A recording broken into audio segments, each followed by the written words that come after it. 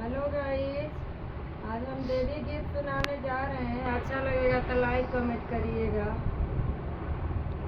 जब हम जानते से तली मैया आई है से आचार्य से खोरिया बहारी तिया हो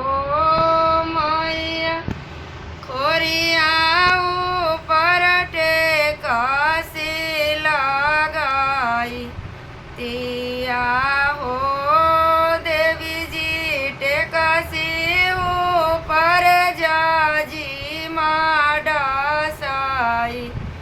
तिया हो देवी जी जाजी में ऊपर फुलवा चिताराई